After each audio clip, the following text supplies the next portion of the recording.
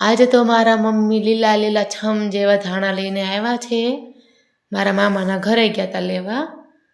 તો ધાણા જોઈને તો મને પહેલો વિચાર આવ્યો કે હું ચટણી બનાવી લઉં.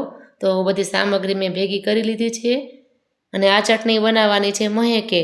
એ સવારની સ્કૂલ છે, શનિવાર છે આજે, એટલે હમણાં 11 વાગે આવી જશે ને પછી ચટણી બનાવશે.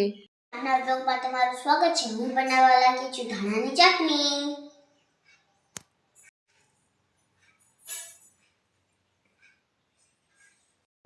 ગોળે ધાણાની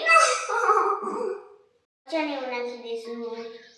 એમાં આદુ છે લાડુ? હા છે ને, આવ્યું જો ઘણા બધા ટુકડા છે. હવે આપણે આ મિક્સરમાં ધાણાને બધું નાખી દઈશું.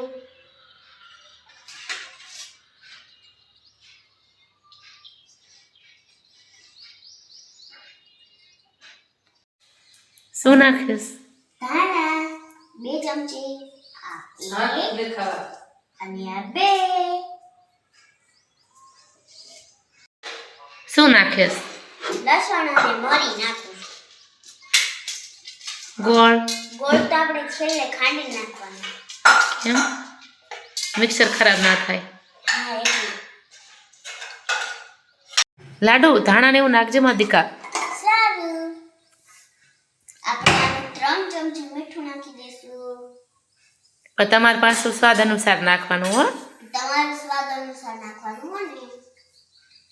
બસ એ તો ઉપરથી ને નખાય લાડુ, રહેવા દે. અત્યારે જ આપણે નાખી દઈએ. સારું. કે આપણે ઉપરથી ન નાખવું પડે. હાલો તને મિક્સરમાં ક્રશ કરી નાખીએ આપણે. હા.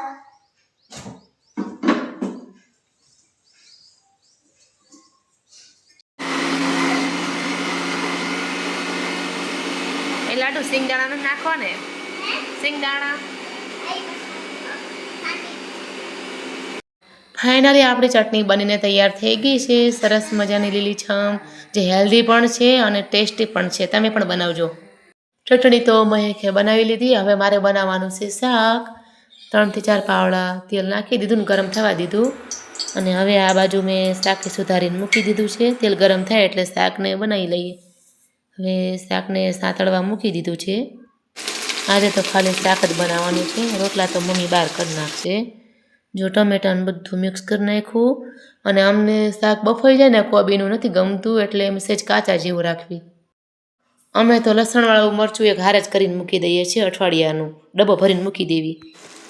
મરચું આમાં નાખી દીધું છે. હવે આપણે સરખું મિક્સ કરી નાખીએ. પાણી નાખવાનું નથી, પાણીવાળું નથી ભાવતું, એટલે આ કોરું સારું લાગે અને બહુ બફાવાય નથી દેવાનું આને.